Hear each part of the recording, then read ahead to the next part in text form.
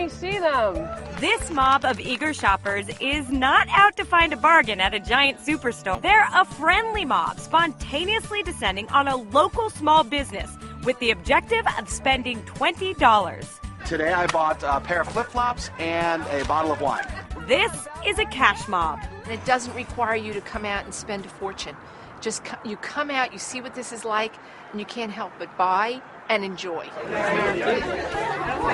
Hey, come on in. Igniting the cash mob movement in Cleveland, Ohio, is a young lawyer named Andrew Samtoy, who has a passion for meeting new people and supporting local small businesses. The slogan on our blog is, we each do a little, we all do a lot.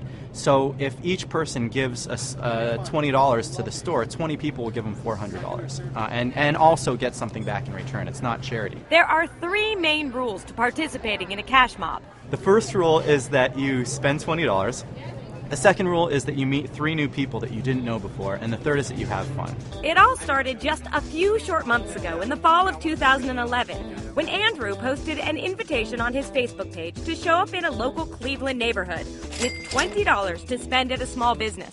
It's one of the ironies about cash mobs, though, that we use social media to get the word out, but we're almost anti-social media. We're using social media to organize people socially and get them to actually meet each other face to face. The small grassroots campaign quickly took root. Andrew set up a website instructing people on how to start a cash mob, and similar scenes started playing out all over the country, with local organizers selecting the stores and getting the word out to the community. Carolyn Holtz, the owner of the Variety Mart in Bellport, New York, describes the experience. It was just absolutely amazing. They were hoping for 40 people. We had over 100 people come. There was a line outside the store. There was a line inside the store, people waiting to pay. 3 of us behind the counter, quickly ringing people up and bagging things. On this particular Saturday, Andrew orchestrated the very first International Cash Mob Day, with over 200 cash mobs happening around the United States and the world. In Cleveland, the mob was happening at a small natural foods grocery store called Nature's Bin. It's a fun, exciting environment, and it's a fun way to shop and also support a local store. And how much did you spend today? Exactly 142 and change. I just looked at the numbers from today, from 2 o'clock when Cash Mob started to 3:30, which is an hour and a half.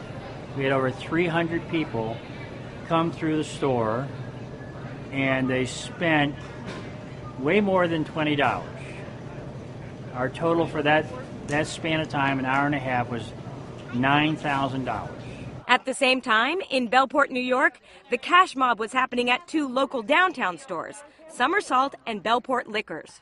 I bought local wine in the local liquor store, so that also supports the community. The method for selecting a small business to be cash mobbed is simple. First off, they need to be locally owned and independently operated. And secondly, they need to give back to their community. And I think the second part is something you can't fake. You can't just say, hey, I'm going to start sponsoring a team, bring a cash mob to my business so I can do this.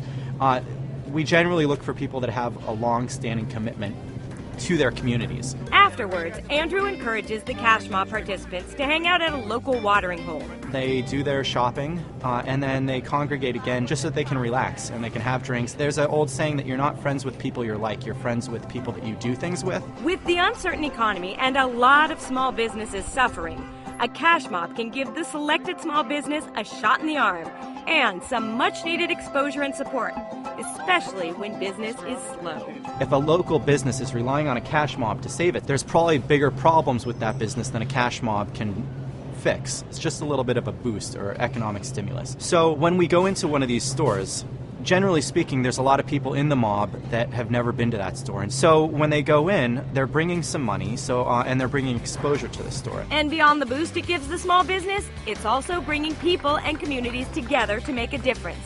$20 at a time. I think the importance of the cash mob concept is really to build community and show people that they have the power to make the difference in their own community. Is it the answer to our economic woes? Absolutely not. But I really think that it's leading to something that can show people that they can make a difference.